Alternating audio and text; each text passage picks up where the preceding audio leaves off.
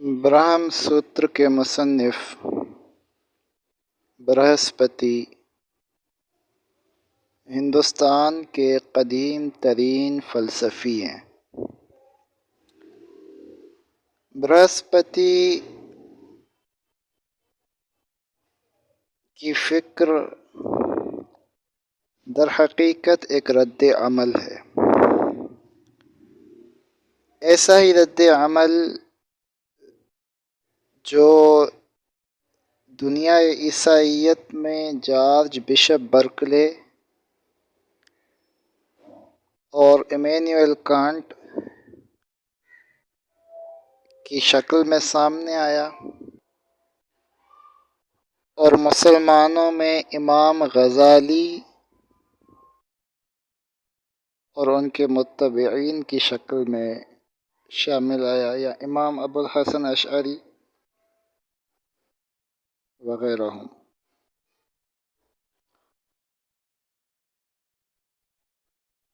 हिंदुस्तान में जो आर्यों ने आकर एक मजहबी मतभेद की फ़िज़ा कायम की और इंसानों को तकसीम किया कि ये शूद्र हैं और ये छूत हैं और ये ब्राह्मण हैं, और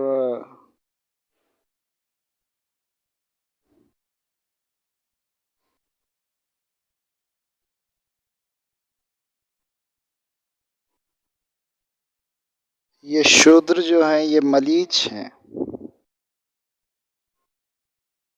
नापाक हैं।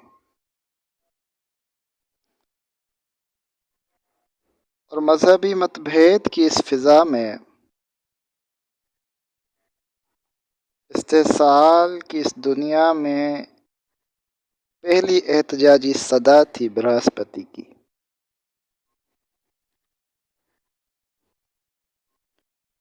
बृहस्पति ने जो फ़िक्र दी, अब उसे चारवाक कहते हैं। बाज़ लोग कहते हैं कि ये चारवाक जमाअत का नाम है, और बाज़ लोग कहते हैं कि ये चारवाक एक फ़िक्र है।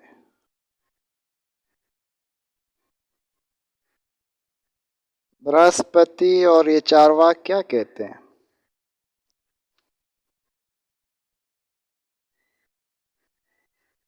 ये कहते हैं कि दुनिया में एक ही चीज़ है, वो मादा है, मैटर है,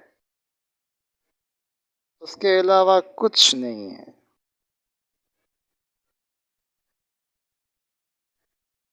और जो मादी अजसाम हैं, इंसान और जानवर और परिंदे, फिर इनके अंदर हवास हैं,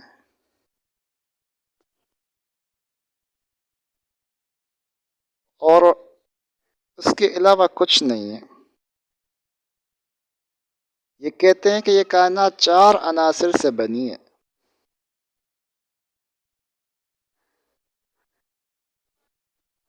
अग्नि, आग, वायु, हवा, जल, पानी,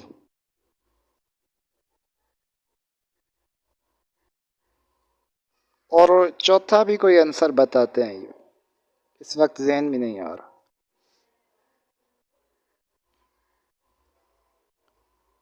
और ये कहते हैं कि लोक है, इनकी फ़िक्र को लोकायत भी कहते हैं।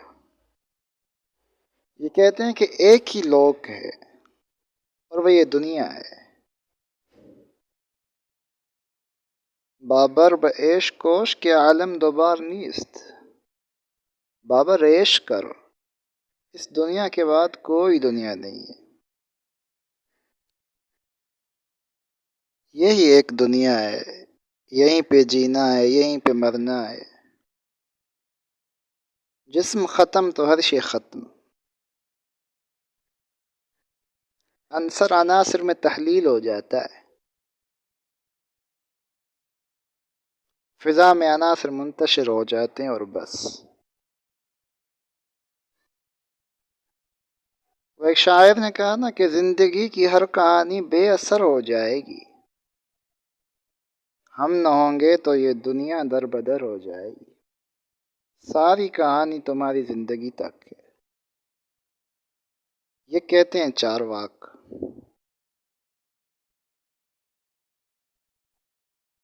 اس طرح کے عقلی دلائل انہیں بنانے پڑے، کیونکہ روح کا انکار کیے بغیر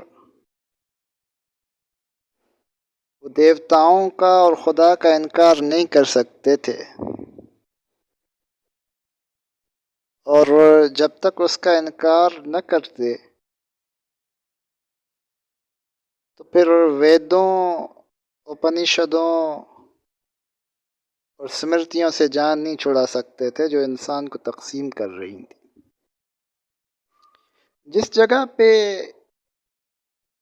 برہسپتی مار کھاتے ہیں اور چارواک گرتے ہیں، جس جگہ پہ یا مٹیریلسٹ سارے گرتے ہیں، ان کی فکر جس جگہ پہ لڑکھڑاتی ہے وہ کیا ہے؟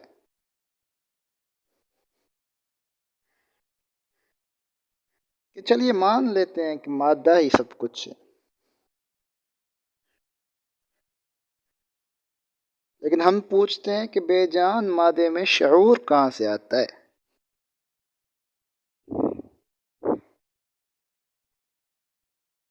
وہ کہتے ہیں کہ مختلف مادے جب ملتے ہیں تو شعور پیدا ہوتا ہے۔ ہم کہتے ہیں آپ کر کے دکھائیے، مادوں کو ملائیے اور شعور پیدا کیجیے۔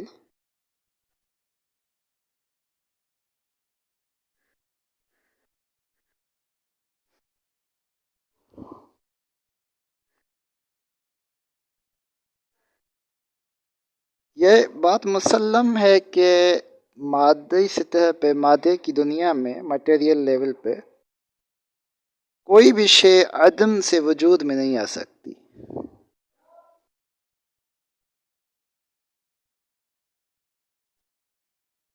مادہ صورتیں تبدیل کرتا ہے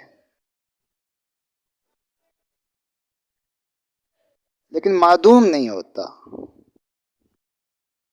ایک وجود سے دوسرا وجود جنم لیتا ہے۔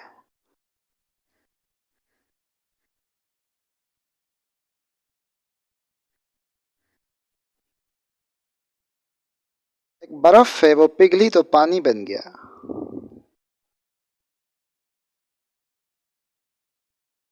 پھر وہ پانی ایک بیج کو دیا گیا تو ایک درخت بن گیا، پھر اس میں پھل آ گئے، اس میں پتے آ گئے، وہ ایک جانور نے کھائے تو اس کے اندر گوشت اور خون اور رگیں پیدا ہوئیں، اور اس جانور کا گوشت ایک انسان نے کھایا تو اس کی غذا بنی، اس کے جسم کے اندر رگ و ریشہ پیدا ہوئے، پھر وہ انسان مر گیا اور زمین میں جب وہ دفن ہو گیا تو کئی ہزار برس کے بعد پھر اس کی ہڈیاں تیل بن گئی، پھر وہ تیل مشینوں میں استعمال ہوا اور دھواں بن کر فضا میں تحلیل ہو گیا۔ تو مادہ شکلیں بدلتا ہے لیکن عدم سے وجود میں نہیں آتا۔ تو یہی حقیقت شعور کی سطح پر بھی کام کرتی ہے۔ شعور صغرا کی موجودگی، شعور صغیر کی موجودگی، یہ دلیل ہے کہ کوئی شعور کبیر موجود ہے، کوئی برتر شعور اس کائنات میں کار فرما ہے،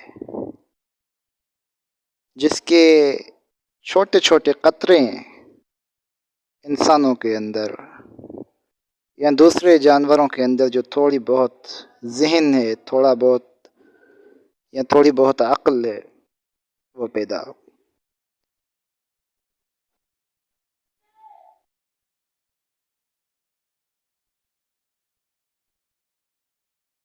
وہ اقبال نے کہا ہے نا کہ